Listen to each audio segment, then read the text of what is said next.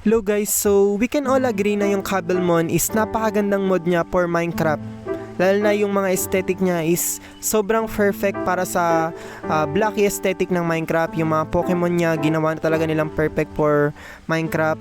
Pero may mga Pokemon na missing sa Cobblemon. And atong series na to, gusto ko lang siyang gawin para ipakita sa inyo yung mga personal favorite ko na add-on, which is nag-a-add talaga sila ng Pokemon sa Cobblemon. So ito yung mga data packs na gustong gusto ko. Pinakauna dito is yung Kale's Collection. Ayan, so gusto ko lang siya ipakita sa inyo guys. And enjoy the video. It has always been your dream to fly. You desire more than anything to be like a butterfly. Never give up on dreaming sky high. You will one day say goodbye in the ground to the blue sky. Hello guys, so naglalakad tayo ngayon papunta dun sa greenhouse or sa laboratory ng mga professor na nag-invite sa akin ngayon. So basically, meron daw silang mga bagong discover na Pokemon, which ako naman, as a normal trainer, how could I refuse? Paano ako makapag-refuse mga bagong klase ng Pokemon na discover nila sa mundo ng Cobblemon? So hindi ko kaya makapag-refuse kapag ano na yung mga naririnig ko. So eto ako ngayon, naglalakad sa greenhouse para tignan kung ano yung mga Pokemon na yon. And bago tayo magumpisa, shoutout dun sa Kale's Collection ng data pack ng Cobblemon. Sa kanila lahat ng credit, kagaya ng nakikita nyo sa thumbnail. So, balik tayo sa roleplay. Uy, si Professor Sycamore. And meron din ako nakikitang mga trainers sa loob. Hello, Professor Sycamore. Hello, Hakuryu, we are waiting for you. We the professors are ready to show you all the new Pokemon we've discovered. Okay, so we're getting first-hand experience kung ano yung mga bagong Pokemon na na-discover ng mga professor sa mundo ng Cobblemon. So, napaka-exciting. Like, ano tayo, para tayong first-rate trainer. Pinakauna is si Leaf. Si Leaf to, diba? Yeah. This is a massive discovery, Hakuryu. I didn't even know these kinds of Pokemon existed. So kahit si Leaf walang idea kung sino yung mga Pokemon na to na sinasabi nila Professor Sycamore.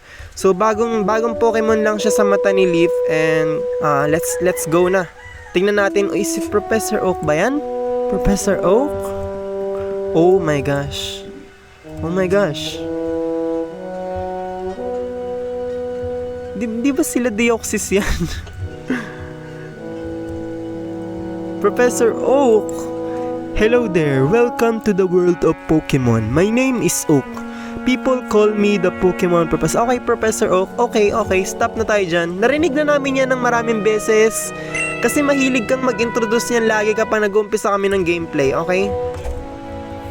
Okay, dito muna tayo sa part na to mag-umpisa. Isa-isahin natin yung mga Pokemon na inimbita tayo dito para tayo ditong journalist, guys. So si Serena muna. Nandito si Serena. I can't even process all this. New discoveries are amazing. Yes. First Pokemon is si Slitherwing. Slitherwing, ito yung physical version ni Volcarona. Kung kilala nyo si Volcarona sa Generation 5, Generation 9, Paradox Pokemon to si Volcarona. Maganda naman yung design niya. Design-wise, I think it is good. Yeah. I can't say much. Tingnan nyo naman kasi yung mata. Pero goods naman para sa akin yung design niya in everything. Kung lalagyan ko to ng rating, siguro 8 out of 10. Hindi ko na kayang bumaba, hindi ko kayang umangat sa ganong klase ng rating. And I think perfect sa kanya yung 8. And next in the list is si Deoxys Attack. Oh my gosh. Si Deoxys Attack, guys. Si Deoxys Attack. Nakita ko lang to sa anime sa Hoenn nung kaibigan siya ni Max, si Max. Pero goods na goods sa akin yung design niya. Alam niyo yung Cobblemon, 'di ba? Yung Cobblemon, yung aesthetic niya is blacky. Typical na blacky. Ano siya, puro box. Tingnan niyo naman yung ginawa nila kay Deoxys, guys. So perfect. Napaka-perfect. Bibigyan ko to ng 10 out of 10 and walang kahit sinong magsabi para sa akin, in my opinion, na 9 or 9.5 or 9.9. Napaka-perfect. Actually, lahat ng Deoxys dito i-rate ko na 10. Kung makikita ko na maganda yung design nila. 10 out of 10 para sa akin. Napakaganda ng design. Like, napakaganda. Next is si Deoxys. Oh my gosh. Maganda rin yung design. Kinuha talaga nila, parang pinag-combine nila yung Cobblemon aesthetic and yung Pokemon. Literal.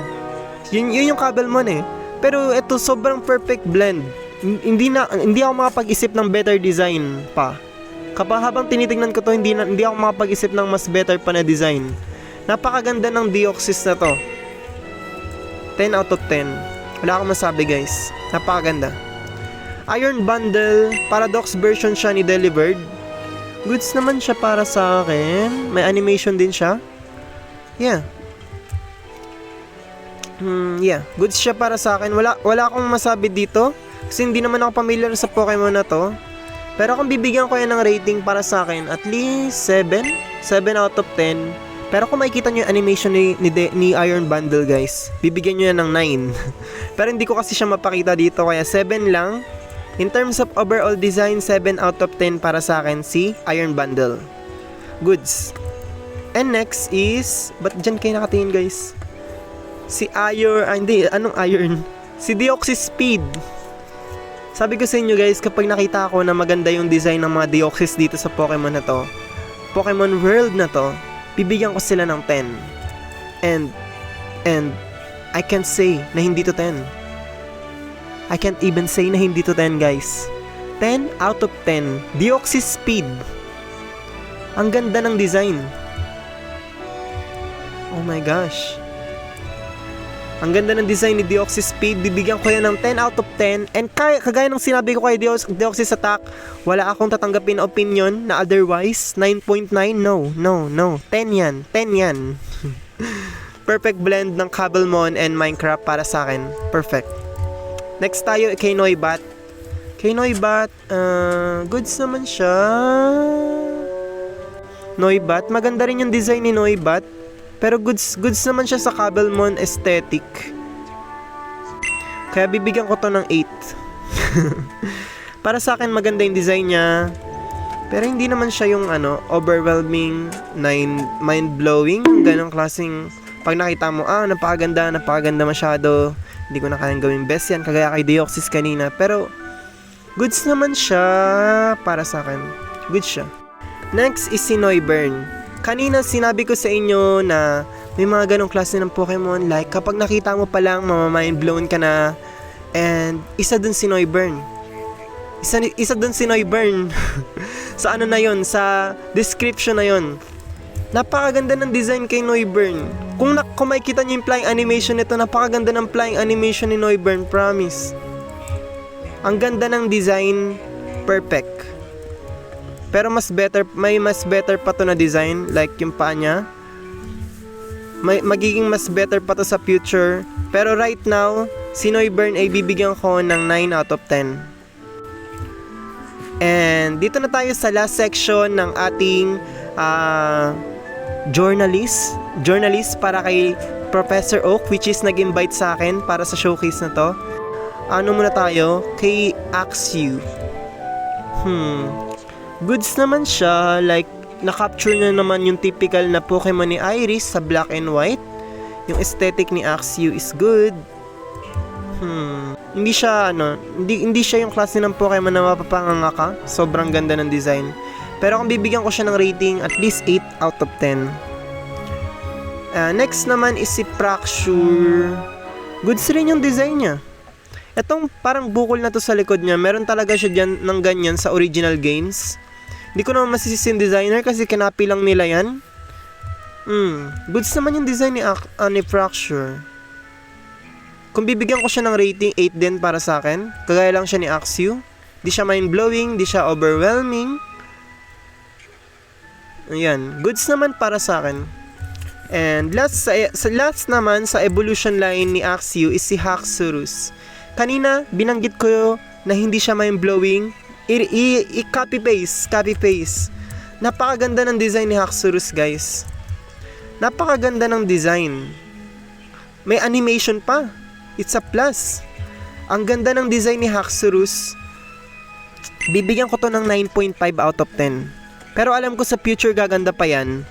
Pero right now, napakaganda ng design ni Haxorus. Oh my gosh.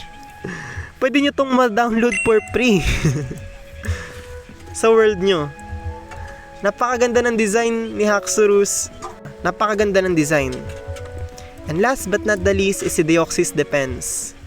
Kanina binanggit ko na kapag na-capture nila yung Pokemon aesthetic and tinransfer nila yon sa Cobblemon, bibigyan ko ng 10 out of 10 lahat ng Deoxys na design. And I think 10 out of 10 rin si Deoxys Defense. Si Deoxys Defense yung pinaka underwhelming sa akin na form ni Deoxys in terms of design, pero napakaganda naman ng design sa kanya ngayon. Kinapture talaga nila yung typical na Deoxys Defense sa Pokemon game. 10 out of 10 para sa akin. Hindi ako naging bias dito, hindi ko gusto si Deoxys. Gusto ko lang yung ginawa nila kay Deoxys kasi alam ko yung itsura ni Deoxys, marami ako napanood na movie sa kanya sa Pokemon anime.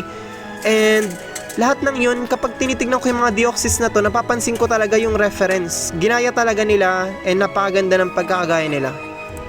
Professor Oak, thank you for inviting me dito sa sa showcase na to. And guys, peace out.